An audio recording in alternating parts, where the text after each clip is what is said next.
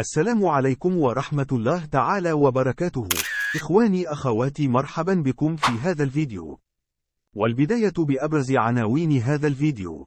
أولا، الناخب الوطني وليد الركراكي يفصح عن لائحة اللاعبين المدعوين للتربص القادم استعدادا للمباراتين الرسميتين لحساب التصفيات لكأس العالم 2026 بهذا التاريخ. ثانيا، وليد الركراكي يعتمد على 6 أسماء جديدة لم يستدعيها للمباراتين الوديتين أمام أنغولا وموريتانيا. وقبل البدء يسعدنا انضمامكم لنا بالاشتراك في القناة والإعجاب بالفيديو ليصلكم كل جديد وحصري المنتخب المغربي.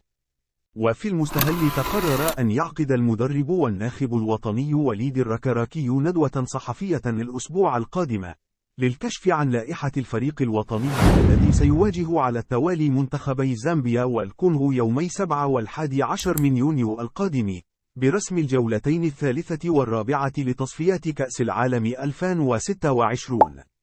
وأرجع الناخب الوطني الإعلان عن اللائحة النهائية لأسود الأطلس للمواجهتين الرسميتين إلى الأسبوع القادم بسبب مشاركة عدد كبير من لاعبي الفريق الوطني في مباريات نهائية خاصة بالمسابقات القارية، ومنها إجراء أمين عدلي مع ناديه بايرن ليفركوزن الألماني لنهائي أوروبا ليغ أمام أطلنطا يوم أمس، والتي شهدت الخسارة الأولى التي تكبدها الفريق الألماني، وكذا نهائي كأس ألمانيا أمام كيزر سلوترن يوم السبت القادم، بالإضافة إلى إجراء أشرف حكيمي مع ناديه باريس سان جيرمان لنهائي كأس فرنسا، فيما سيخوض سفيان رحيمي إياب نهائي عصبة الأبطال الأسيوية مع ناديه العين ضد يوكوهاما الياباني.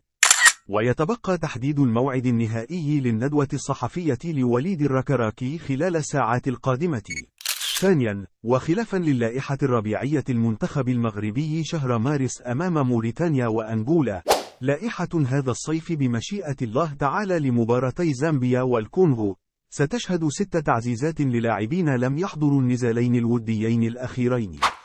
والمثير أن التعزيزات ستطال عودة لاعبين موندياليين، ونجد منهم عودة العميد سايس ومزراوي في الدفاع، الشاعري صبيري في خط وسط الميدان، بينما نجد عودة كل من أبو خلال وبوفال في خط الهجوم، وهي عناصر حضرت مونديال قطر ورهان وليد كبير على عودتها وفق ما أملته معطيات المرحلة والغاية المبررة للوسيلة، ناهيك عن بعض الغيابات التي من شأنها تعزيز صفوف المنتخب الأولمبي الذي سيخوض بدوره أولمبياد باريس هذا الصيف.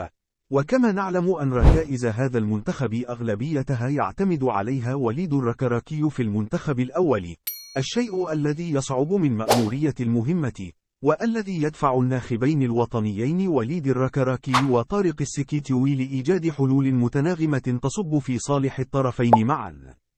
وبهذا القدر نكون قد وصلنا إلى نهاية هذا الفيديو. شكرا على المشاهدة، وفي فيديو قادم إن شاء الله.